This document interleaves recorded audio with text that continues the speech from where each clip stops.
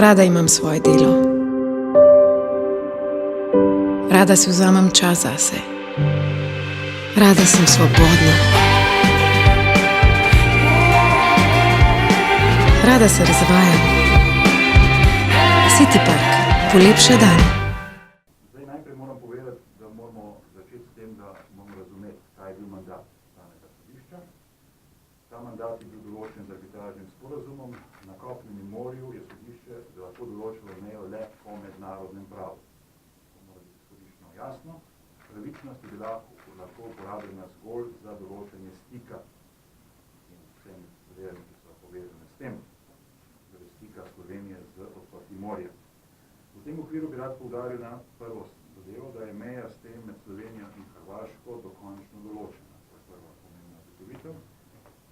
Drugo je, da se lahko državi od tod naprej pogovarjate zgolj o implementaciji te razsodbe arbitražnega sodišča. Tretje, da je v postopku nastajanja arbitražnega sporazuma bila zelo pomembna vloga Evropske komisije in Sveta Evropske unije. Zato je tudi sedanje stališče Evropske komisije, da morate državi razsodbo udejanjiti, izjemno pomembno. Tudi to, da bo Evropska komisija pri tem pomagala, če bo potrebno, je pomembno, zaradi tega, ker med državama očitno oziroma predstavniki držav ni vzajemnega zaupanja. V takem primeru je nekdo, ki takšno zaupanje mora uživati, je pomemben v tovrstnih zadevah. Četrto. Arbitražno sodišče je odgovorilo na vse točke, po katerih smo govorili v arbitražnem sporazumu.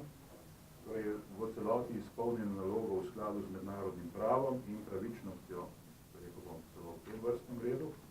To je pomembno tako mednarodno pravno, kot tudi notranje pravno, kjer je Slovenija po ustavi pravna država, zelo jasno hierarhijo pravnih virov, na vrhu ustava, potem mednarodne pogodbe, potem še da pridejo zakoni in podzakonski akti, kar se tiče pogodb, tokrat gre za realizacijo samega arbitražnega sporazuma z odločitvijo arbitražnega sodišča.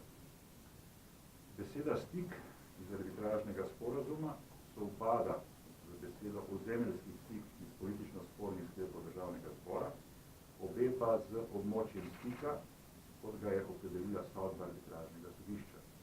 In zgolj arbitražno sodišče je tisto, ki lahko interpretira, kaj ta beseda pomeni in je interpretira v to zadevo. Tako da je absolutno jasno, vsaj kar se pravnih konsekvenc tiče, da je to. Imelo je ta mandat in izpolnilo ga je.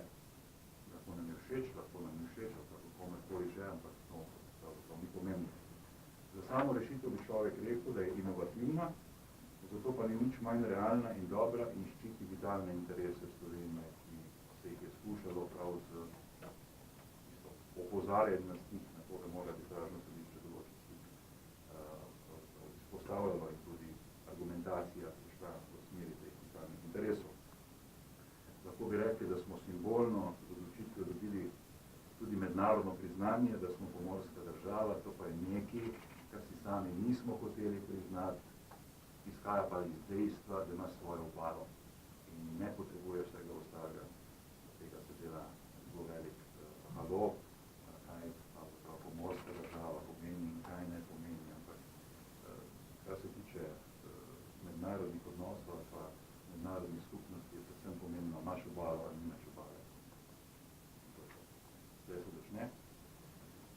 Dodal bi še to, da je stanje za sodbo 29.6.2017 veliko boljše, kot je bilo stanje pred tem, ker je status quo mednarodne skupnosti vedno v interesu močnejšega. Ne bom implikacij več izpeljal iz celotne zadeve. Prepričan sem, da bi znotraj zgolj mednarodnega prava, naprimer, če bi pristali na meddržavno sodišče, dobili veliko manj. Zato je prav, da se je arbitražni sporazum skliceval tudi na pravičnost na način, na kakšnega se je skliceval. Verjamem, da je slovenska politika enotna, da nas sodba zavezuje in da moramo storiti vse, da jo udejanjimo kot zrela država, ki se zaveda pomena mednarodnega in evropskega prava.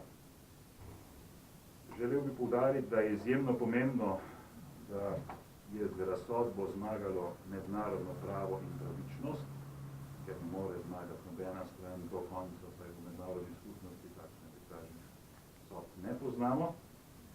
Zato je pomembno, da je zadnji za pritisk, za udejanjenje, da stoji ta trenutek 5 držav, pomembnih, po mojem, Benelux, Avstrija, Nemčija, tudi Evropska komisija in stranka evropskih liberalcev, mislim, da so socialistov.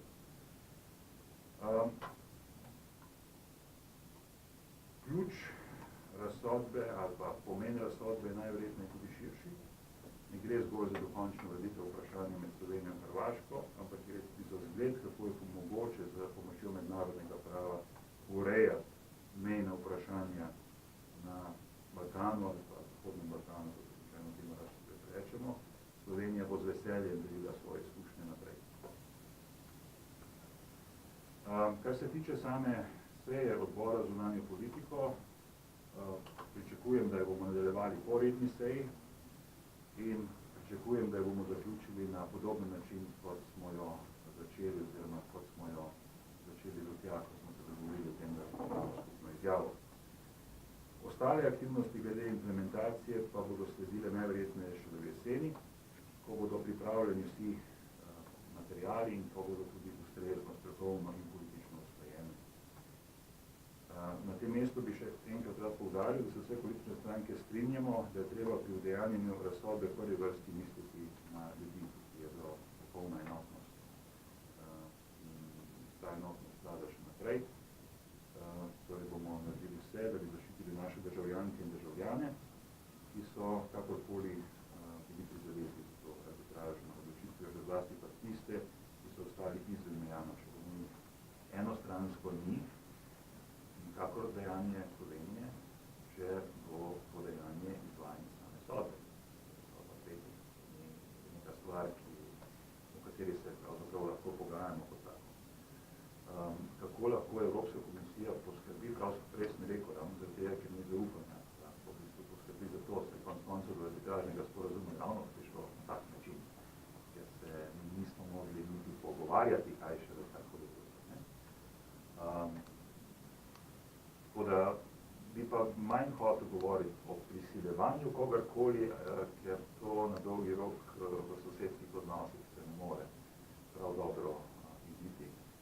Moje stališče zaradi tega je, da je to pa zmaga mednarodnega prava in pravičnosti, ali pa zgolj mednarodnega prava, če hočete, in pa stranke so tiste, ki hočejo biti del evropskega pravnega reda, pa tudi spoštovati mednarodno pravo, pa so dolžne, prej ali slej. Ampak je treba dati tudi nek določen čas in pristati tudi na to, da se stvar brez eksplicitnega priznanja začenja udejanje. Mislim, da vsaj na nekaterih delih do tega lahko prišlo, sploh tam, ker je meja tudi zdaj bila nesporna in tudi po tej odločitvi nesporna. Tako da vse pa spet ni tako slabo.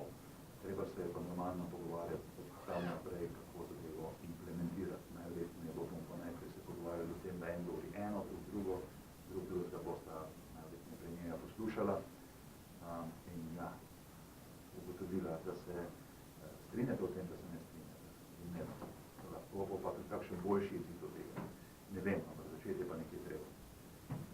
In to, da je za to zainteresirana Evropska komisija, je vsekakor dobro, ker je lahko v bistvu nepristranski razsodnik glede tega, kako so ta zadevo udejanje in kako so neudejanje. Tako da vse te stvari so načeloma dobre, lahko pa pomeni tudi pritisk, normalno. In se Hrvaška bo najverjetneje to zadevo na ta način interpretirala, mi pa bi morali v tem času izvajati čim manj pritiska, kot človek ne more biti. Dajmo pustiti mednarodnemu pravu, da upravi svoje. Ja, lahko povem sem tisto, kar sem že prej povedal, da smo to zadevo, kar se tiče implementacije, predstavili na jesen, zaradi tega, ker je treba hiteti počasi s tem, damo tudi v drugi strani možnost, da začnemo v praksi takšno stvar udejanjati, ker marsikaj v same implementacije ne moramo narediti brez sodelovanja druge strani, torej Hrvaške. Tisto, kar pa je v državnem zboru, je seveda možno in seveda državni zbor je mesto, kjer se bodo sprejemali zakoni, še vedno velja ista zadeva, kot sem že pred tem govoril o tem, da je potrebno nujno se strokovno uskladiti glede teh zakonov, doseči tudi politični dogovor, čim širši in potem da tako postopek na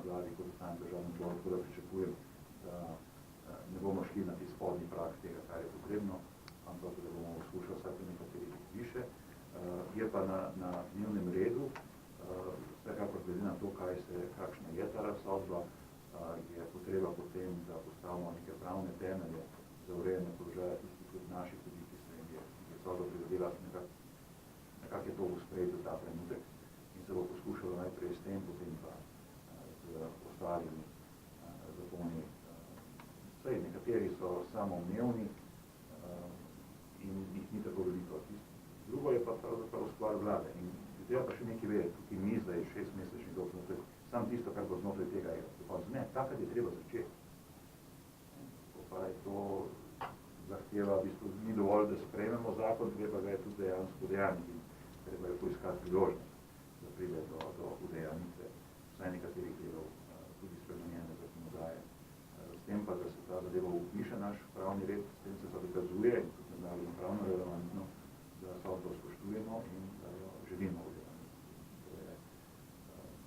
Ta del pravni je zelo pomemben. Transportni primer bi to lahko, če v 6 mesecih ne bi naredili nič, bi lahko nekdo rekel, da pač nočemo udejaniti. Nekaj je odvisno samo od nas. Rada imam svoje delo. Rada si vzamem čas zase. Rada sem svobodna. Rada se razvajam. City Park, polepša dan. Neodvisno od tega, to piše v samem arbitražnem sporazumu, to predpiše, ker je bilo treba najti stranke na to upozoriti, katere zadeve, ki so samoumevne tudi pri arbitražah. Normalno, arbitražna odločitev je dokončna odločitev. Obe strani jo pa lahko z svojim sporazumom seveda modificirata, ampak tem ne boste zanikali obstoja arbitražnega sporazuma, kvečemu bi ga lahko na ta način udejanili.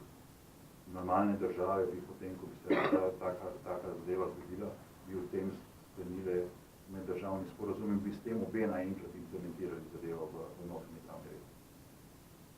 Ja, ampak mi nismo v takih odnosih, da bi lahko kaj takega pričakovali. Ne izključujem pa možnost, da bi vsaj glede nekaterih zadev lahko naredili bolj življenjsko tudi na ta način. Samo sodišče pa tega pooblastila kot tako ni imelo. To pa morate priznati, ker tam noter je pisalo striktno mednarodno pravo za morsko in kopensko mejo. Če uporabljajo tisto, kar je na podlagi same argumentacije pravzaprav lahko. Včasih bi mogli zgodovinsko to daleč nazaj, tam, kjer se je zadeva ujemala, potem je odločalo in tako. Ampak seveda možno je. Možno je to je vedno mogoče, ampak seveda se morate obe strinjati in postopki so tudi relativno jasno znani. Nič ni narobe, da razmišljamo tudi o tem, ampak vse v sklopu implementacije same dogodbe arbitražnega sodišča. To je implementacija.